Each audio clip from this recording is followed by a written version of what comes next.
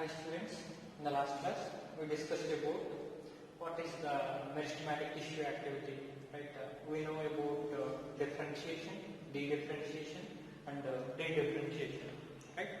And coming to the next one, we discussed about the plasticity.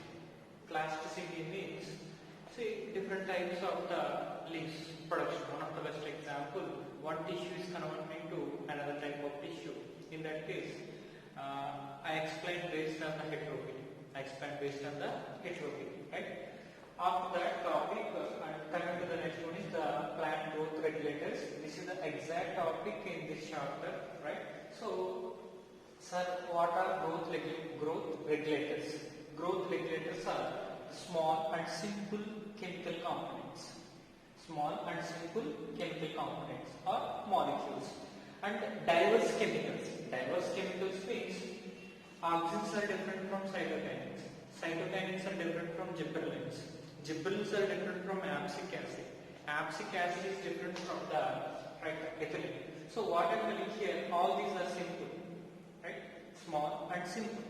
And these are the chemical components, but which are diversified, means different types of chemical components which are responsible to regulate the growth of the plant. What are the factors influences the growth of the plant? Here we know about the growth. See, growth is influenced by the hormones. See, in the last class also I explained hormones are the very small chemical substances, right, which are produced at one location and mode of action is another location. See, in plants mostly meristematic tissue. Plants meristematic tissue. The meristematic tissue continuously produces the auxins and the cytokinins. Auxins and the cytokinins, right? That auxins and the cytokinins are responsible for the continuous cell division process. Continuous cell division process. So, what I am trying to tell here, whatever the hormones are there, all these hormones are the chemical substances which are responsible, maybe the growth promoters, maybe the growth inhibitors. Because here we know auxins are the growth promoters, gibberellic acid is the growth promoters, and cytokinins are the growth promoters. These three are growth promoters. These three are growth promoters. And coming to the next one, there is a growth inhibitors also there. The hormones, means here the phytohormones. See, abscisic acid is there, ethylene is there, right? These are the growth inhibitors. So, growth promoters promotes the cell division. Growth promoters promotes the cell division and involved in the cell elongation process. We know auxins and the cytokinins are responsible for the cell division process, right? Gibberellins are responsible for the cell elongation process. Gibberellins are responsible for the cell elongation process, right? So, the cell division is promoted, elongation is promoted, cell elongation is promoted, and flowering process. See, in the first year topic we discussed a group of highly concentrically arranged leaves are there. That leaves, presence of phytohormones produces the flowers. That is nothing but the group of leaves are modified into the flower, right? And fruiting means fruit production. Next is the seeds production. So there is a growth promoters, auxins are there, gibberellic acid is there, and cytokinins are there. These three are the best phytohormones which promotes the growth of the plants, right? And all these cell division, cell elongation, flowering, and the fruit and the seeds production majorly done by auxins, cytokinins, and gibberellins, right? And growth inhibitors, abscisic acid is there. This is one of the growth inhibitor. We know one plant is there. Okay, this is the plant form. This is the stem form, and this is the attached leaf. This is the attached leaf, right? That leaf. This is the leaf. See, what is the role of abscisic acid here? I am discussing here the abscisic acid. Once the leaf is old, means once the leaf gets the age here, between these two there is an abscission layer is formed. Abscission layer is formed. So this is an abscission layer. Then what will do that abscission layer? It prevents the transport, it prevents the transportation of water, minerals and food material. See, this is the stem part and this is the leaf part. If the leaf is older, see, whatever that water transport is there, whatever that mineral transport is there, whatever that food transport is there, all these are prevented by the formation of abscisic layer or abscission layer. Abscission layer. See, the abscission layer is formed by abscisic acid. The abscission layer is formed by the abscisic acid. And in that same manner, there is a methylene is also there. Methylene is also one of the growth inhibitor. And remember, these two phytohormones are the growth inhibitors. These two phytohormones are the growth inhibitors. So this is about abscisic acid, methylene, which causes the dormancy. Seed dormancy, we know. If the conditions, all conditions are favorable, but even though the seeds are not willing to germinate, are not like to germinate, so the condition is called as dormancy. Abscission. Abscission is nothing but one of the inactive state. I said here, over leaves, the abscission layer formation, that is nothing but the abscission, right? And we know here some of the examples are given. I thought I am expecting indole compounds. Indole compounds. See, whatever the indole group ring contains structures are there, indole group contain structures are there, which are responsible for the synthesis of indole acetic acid. Indole acetic acid is nothing but oxime. Indole acetic acid is nothing but the oxime, right? Indole acetic acid, okay, contain groups or contain compounds, okay, which are responsible for the synthesis of oximes. And adenine derivatives. Kinetin is one of the best example. Adenine derivative, kinetin is one of the best example. See, this is the example for the cytokinin. This is the example for the cytokinin. See, IAA, example for the oxime, right? IAA producing from the, or IAA contains the indole compounds or indole rings, right? Next one is the adenine derivatives. Adenine derivatives. Here there is a kinetin is there. Kinetin is there. See, this is the cytokinin. So cytokinin example is the kinetin. Next one, derivatives of carotenoids. Derivatives of the carotenoids. See, some of the carotenoid compounds are there. The carotenoid compounds are degraded. The carotenoid compounds are degraded. Produces the abscisic acid. Produces the abscisic acid. So what I am trying to tell here, the sources for the synthesis of different types of phytohormones. The sources for the synthesis of different types of phytohormones. So, what is the source for IAA synthesis or oxime synthesis? Indole group containing components. These are the source for the synthesis of IAA or oximes. And what is the source for the cytokinin synthesis or kinetin synthesis? See, kinetin is a cytokinin, right?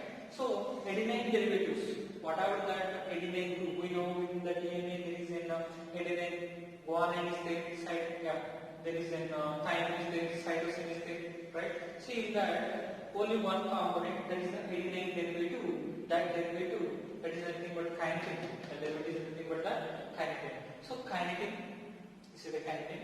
So, the kinetin is responsible for the cell division. Kinetin is a cytokinin. So, the kinetin is synthesizing from adenine derivatives, right? And next one is the abscisic acid. Abscisic acid, this is the abscisic acid. The abscisic acid is synthesizing from the derivatives of the carotenoids. That is nothing but some of the carotenoids are there, the carotenoids are degraded. The carotenoids are degraded. When the carotenoids are degraded, that time, okay, the abscisic acid is produced. Abscisic acid is also considered as stress hormone. Abscisic acid is also considered as stress hormone. During stress conditions, the abscisic acid production takes place. And terpenes.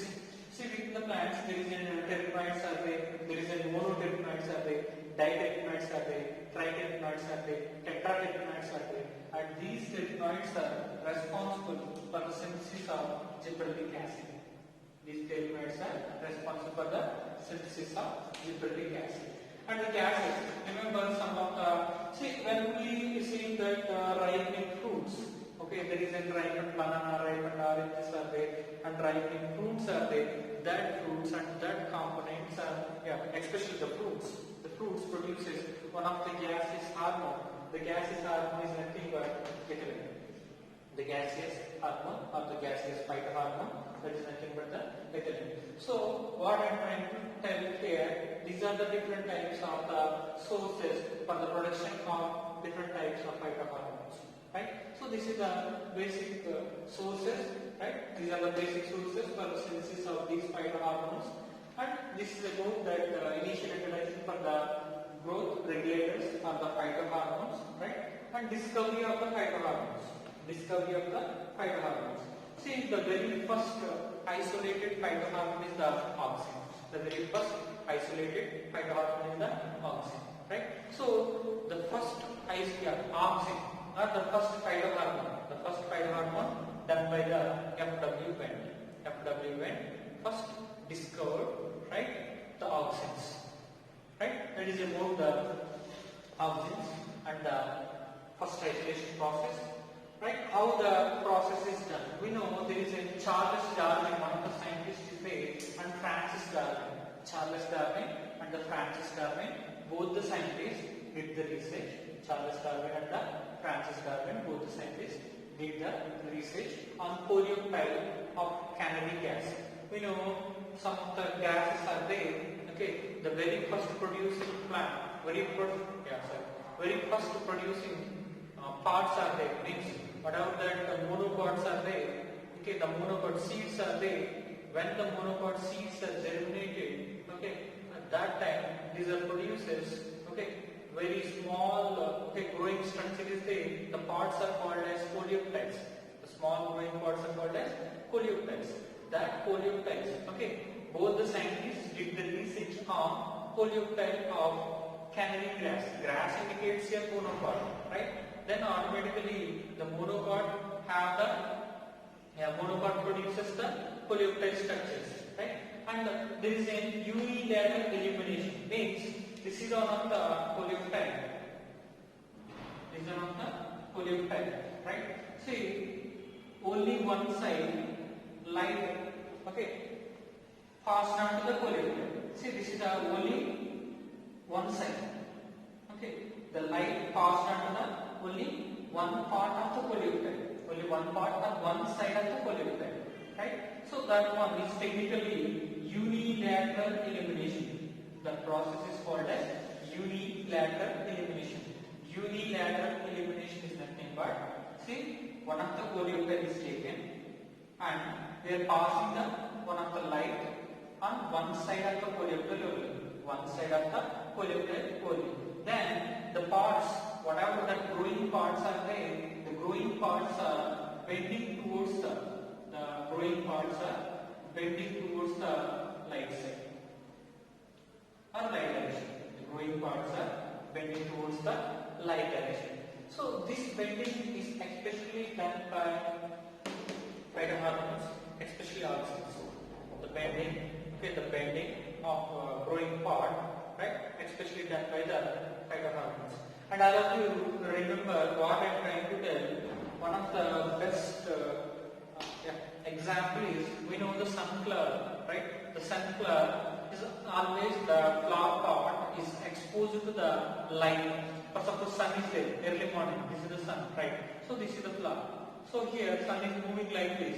Automatically here the flower also moving. The flower and body also moving towards the light direction.